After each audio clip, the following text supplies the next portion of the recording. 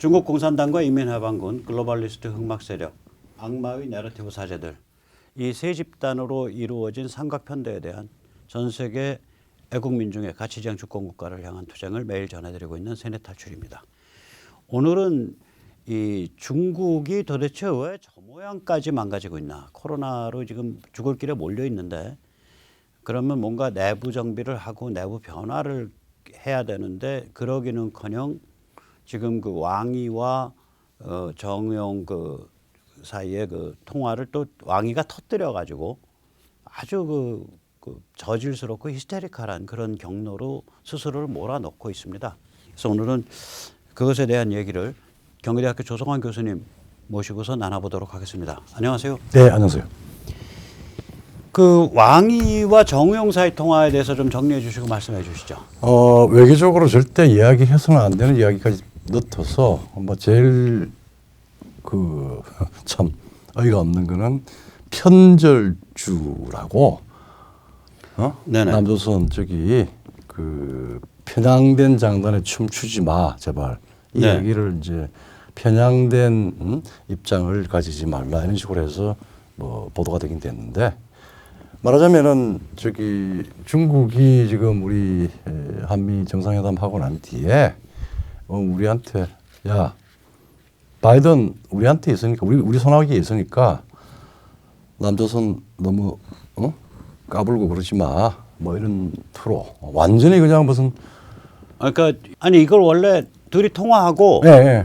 그 통화 내용을 서로 요약해서 공동 기자회견문이 나온 거예요? 공동 기자회견문이 나온 게 아닙니다. 서로 보도 안 하기로 했는데 왕이 또 이 저 외교장관이 중국에 그냥 터뜨려 버렸습니다. 네, 그러니까 이런 거죠. 자, 두 업체가 만났어. 네. 그래서 두 업체 핵심 임원이 네. 할 소리 못 할 소리 전화로 다 했어. 예.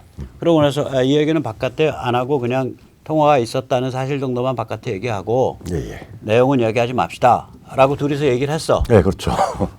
그래 놓고 나선 돌아서서 자기 나라 말로 자기 나라 언론에다 대고 마구 찢어버린 거예요, 왕이가. 그것도 뭐 이야기도 안 한 것까지 또 합해가지고 굉장히 치욕스러운 단어까지 넣어서 과격한 단어까지 넣어서 발표를 했죠.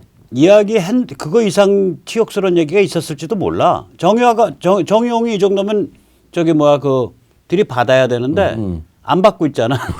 아니 뭐 상당히 비굴한 여러 가지 요청들 뭐 했다고 하고 하는 뉘앙스는 남겼는데 구체적인 내용은 안 나왔고 한 단어만 나왔는데 편절주라고 해서 그 편향된 장단에 깨춤치지 마라 이런 이야기를. 그러니까 이제 바이든이 자기들 입장에서는 야 바이든 여러 가지 엑스파일 우리가 다 갖고 있고 바이든 우리 손아귀에 있어. 그렇지. 그러니까 너희 저기 뭐야 그 글로벌리스트 그 저기 그들의 그 지금 뭐 중국 어쩌고 저쩌고 얘기한다고 겉으로 이렇게 얘기하는 거에 그 저기 그 섞어서 이렇게 날뛰지 마. 예. 이 얘기를 한 거 아닌가?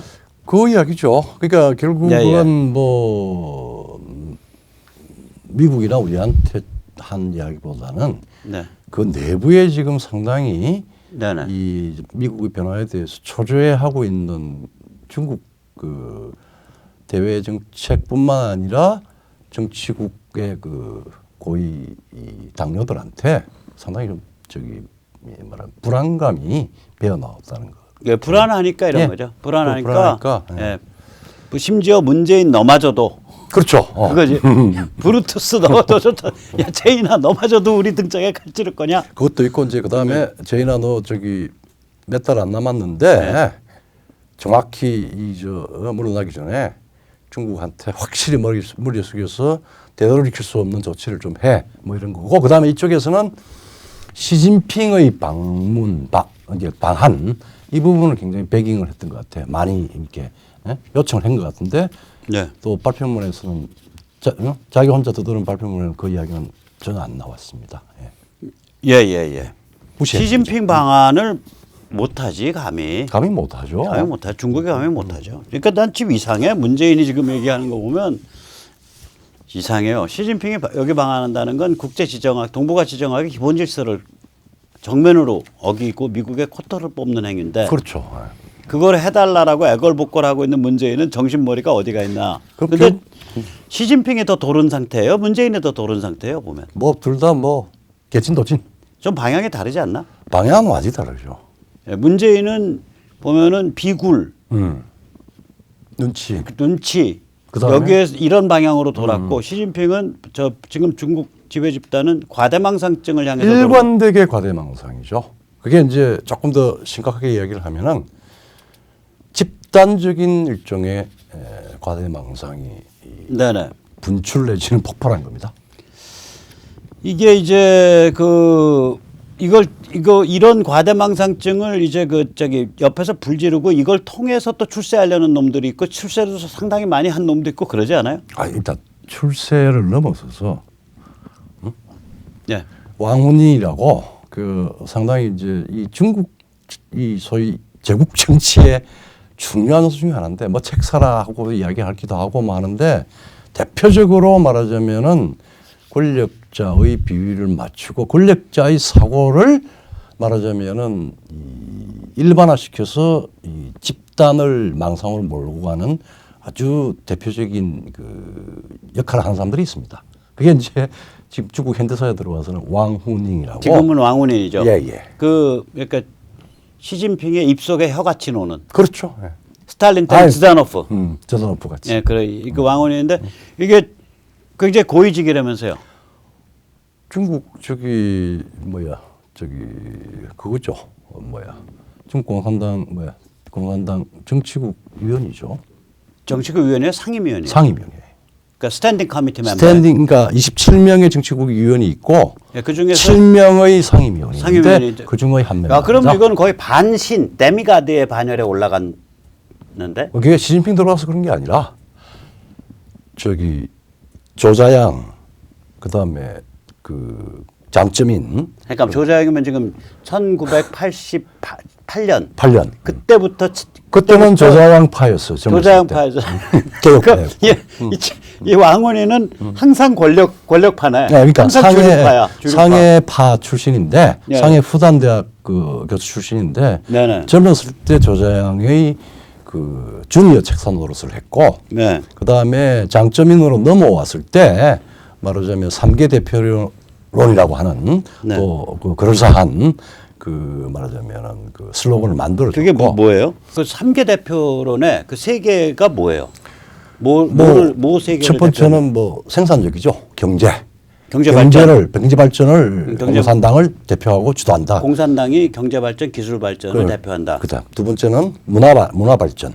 공산당이 문화 발전을 관장하고 대표한다. 발전을 대표한다. 그다음에 전체 인민의 이익을 대표한다.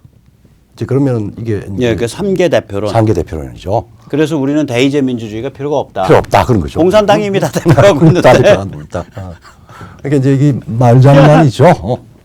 말장난인데 예. 이제 거기에 이제 말하자면 대부분의 인민, 전체 인민 예. 이러면서 이제 뭐 공산당원이든 뭐 네네. 아니 뭐 새로 뉴리치든 네. 새로 부르주아가 됐던 사람들이든 누구든 다 대표한다. 그러니까 왕원인이란 자는 조자양 때는 조자양한테 붙었고 그거죠. 80년대 네. 말에 예. 그다음에 장쩌민 때는 장쩌민한테 붙어가지고 3개 대표론 내놨고 그다음에 후진타오 때도 후진타오 때는 과학발전관을 해가지고 과학발전관 그게 이제 말하자면 예. 이제는 이제 이 말하자면 네. 중국이 네. 산업적 고도화를 가야 되고 거기에 위해서는 전부 과학적인 사고를 해야 되고 뭐 네네. 이런 정도로 해가지고 예, 또 근사한 또 노가리틀 내러티브를 만들어줬고 그다음에 이제 시진핑 때는 또 중국몽이라고 하는 이제 중국몽이라는 단어가 이 왕훈이가 만들었죠.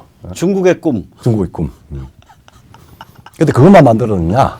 중국의 꿈을 안으로는 네. 말하자면은 중화 체제를 복원하는 거고 네. 밖으로는 1대1로를 통해서 중국의 제국적 위용을 과시하는 거고 그다음에 전 세계적으로는 걸린 국가에서는 1대1로입니다. 뭐 사실은 이제 대륙 해양으로 다 연결되는 그다음에 전 세계적으로는 말하자면은 세계 운명 공동체라고 해서 말하자면 뭐 EU 뭐 이런 걸 막 가져옵니다. 세계는 이제는 이제 말하자면 국가를 넘어가지고 네, 세계 정부의 핵심 축이 된다. 중국. 서양의 주권 체제는 전쟁이 불가피하고 국가 간의 대립을 하니까 소대립을 하니까 우리는 대통합을 하는 세계 말하자면은 운명 공동체. 그래서 문재인 대통령이 지난번에 아세안 회의 가서 우리는 중국 몽과 함께 할 것이며 운명 공동체에 합류한다. 뭐 이런 식으로 이야기를 했어요. 그러니까 왕원인의 시다발이네. 그렇죠. 당연히. 아마 왕원인 시다발이 여기 몇몇 학자들 있을 겁니다. 지금 뭐 이런 근사한 그 슬로건과 내러티브를 만들어서 퍼뜨리는 스피커네. 그렇죠. 그러니까 스피커 뒤에 조자양이 있으면 조자양 스피커, 뒤에 후진타오가 있으면 후진타오 스피커, 장쩌민 있으면 장쩌민 스피커. 이제 시진핑이 섰으니까 시진핑 스피커인데. 어제 백모 대표께서 이야기했는데 저도 참 반성하고 하는데 너블리스 오블리지. 우리가 사실은 그래 엄청난 귀족제나 그런 것도 가지도 않은 나라에서 지금은 이미 다 끝나고 평등 사회인데 엘리트 오블리즈라고 하는 부분인데 중국은 아직 그런 개념도 없습니다. 없고 뭐 완전히 그냥 그 저기 권력자에 붙어서 권력자의 그 정신 세계를 아주 그냥 과대망상으로 이끄는 그런 역할을 하는 이제 작자가 왕훈인이고 그래서 요새 뭐 조금 이제 여러 가지 이제 비판도 많이 받기는 하는데 어디까지 이 과대망상이 들어가냐면은 우한 코로나가 생기고 난 뒤에 말하자면은 중국의 시진핑 황제는 주석은 우한 코로나에 대해서 가장 훌륭하게 대응을 한다라고 하는 또 책을 썼어요. 네. 그러니까 아주 그 저질스러운 이데올로그, 내러티브 제작자예요. 근데 그게 중국 제국이 막판에 가면 왕훈인이라는 그러니까 막판에 가면 황간의 중국 공산당 중국 인민해방군 최고 지배 집단의 과대망상을 고스란히 대변하고 보여주고 그 과대망상을 만족시키는 내러티브를 만드는 자. 품평을 해주죠. 그러니까 왕훈인이. 네, 그렇죠. 자, 그러면 이제 중국이 이제 완전히 이제 그 자기를 수습하지 못하는 방향으로 막 가고 있는데 그렇죠. 이 갈림길이 이렇게 돌이켜 보면 22년 전 6월 4일 날 천안문 학살이었던 것 같거든요. 그렇죠. 뭐 등수평으로서는 어떻게 불가피하다라고 이해해 줄만 하기도 하지만 지금 되돌아보면은 중국의 그때 역사의 어떤 이 기로에서 등소평의 결정이라고 하는 게 사실은 시한폭탄을 만들어낸 겁니다. 그러니까 이제 그걸 좀 자세히 우리 시청자님께 좀 설명드리죠. 그 당시에 당 총서기가 누구예요? 천안문 학살이 있었을 때. 그때 총서기가 자오지양이죠. 조자양이고. 자오지양이고. 그 자오지양은 천안문 사태에 대해서 어떤 입장이었어요? 천안문 전에 말하자면 중국의 개혁을 심화하기 위해서 필요하다면은 시장을 확대하는 것뿐만 아니라 전체주의 공산당 체제까지도 개혁을 해야 된다라고 이야기를 했어요. 그 조자양이 그런 입장이에요. 그리고 그러니까 이제 공산당 일당 독재 체제를 해체해야 된다. 필요하다면. 그러니까 필요하다면 그리고 뭐 질서정연하게 해소할 수 있고 필요한 조치들을 지금부터 시작을 해야 된다라고 이야기를 하고 그 다음에 바로 북경대학에 이제 말하자면은 민주파라고 하는 교수들, 그 다음에 이제 호야방이라고 하는 원로죠. 원로가 이제 말하자면 이제 사망을 하고 거기에 대한 이제 상이 있었고 거기에 말하자면은 북경대 민주지식인들과 북경대 학생들이 모이기 시작을 해서 이제 민주를 요구하게 생겼어요. 그래서 그게 이제 천안문까지 번진 거지. 번지게 되죠. 천안문까지 번졌는데 그래서 이 조자양은 천안문 저항을 그럼 지지했어요? 아니면 반대했어요? 이미 천안문 이제 호여방 육사 전에 4월달부터 시작이 되는데 조자양은 아마 4월 말인가 5월 초인가 이미 이제 말하면 숙청이 됩니다. 되고 리펑한테 실권을 주라. 학살 나기 전에. 사태 번지기 전에 실권을 뺏어버리고 그걸 누가 리펑이라고 하는 누가 그러니까 조자양을 제거한 거예요. 등소평이 하고 등소평이 이제 국무원 총리라고 하는 리펑한테 힘을 실어주고 경제 관리를 하고 그 다음에 민주주의에 대해서는 직접 개입을 안 하다가 천안문로 비화가 되면서 그때 그 천안문 광장에 모였던 인력들은 소위 말하는 데몬스트레이터, 지금 말하면 시위는 전부 말하자면 시골에서 올라온 어려운 농민공이나 혹은 뭐 공장의 직공들, 노동자들이 막 수만 명 모였던 것 같은데 거기 하룻밤 사이에 지금 뭐 10,000명은 안 넘는다 그러는데 9,000명, BBC가 한 10,000명 추정하죠. 만 명에 근접한다라고 추정을 해요. 예. 그런데 공식적으로는 2,000명이 공식적으로 2,000명이 없어 이제 말하자면 학살되었다, 네. 응? 제거됐다라고 이제 발표를 하긴 했지만 네. 10,000명에 육박하는 인류 사상 가장 단시간 내의 집단 살해가 그때 일어났습니다. 그러니까 그 주역은 결국 등소평과 중국 군부. 그렇죠. 등소평과 중국 인민해방군이에요. 그러니까 아마 천안문 학살의 주역은. 4월 달부터 등소평도 중국을 개혁 개방으로 이끈 사람으로서 엄청난 고민을 했을 거예요. 근데 그때 이제 중국이 네. 말하자면은 지금 이제 조금 있으면 우리가 이야기를 해야 되겠지만 중국이라고 하는 게 겉으로 드러나듯이 일체화된 통합된 국가가 아니에요. 지금도 마찬가지지만. 예. 예, 그런 아마 상황 때문에 조기 민주화, 조기 시장화는 자칫하면 중국을 막 천하대란으로 이끈다고 아마 판단을 하고 밤에 쓸었을 거예요. 그거 최종 명령을 등소평이 했습니다. 혹은 이제 현실 정치적인 레알 폴리틱의 개념으로 보면 자기가 군에 의해서 제거될 수도 있다는 그렇죠. 거죠. 중국 공산당의 후견 세력이 예. 중국 인민해방군이니까 예. 인민해방군의 밥줄을 건드리거나 결국 이제 개혁을 하게 되면 예. 두 가지 집단하고 대립을 하게 되잖아요. 그렇죠. 하나는 중국 공산당의 최고 그 범털들, 네. 그 뭐 어디에 모여 살지 걔들, 그 모여 사는 동네 있잖아요. 있습니다. 예. 그 저기 그 자기들끼리 따로 모여 살잖아요. 거기하고 또 하나는 중국 인민해방군의 최고 실력자들. 이 둘이랑 대립을 해야 되는데 등소평 입장에서는 이거 대립할 수 있는 각이 안 나온다고 판단을 나오죠. 하니까 했을 거라고요. 그리고 이제 그럴 수밖에 없는 게 아마 중국 인민해방군의 이 막후 실력자들 지금까지도 드러나지도 않죠. 네.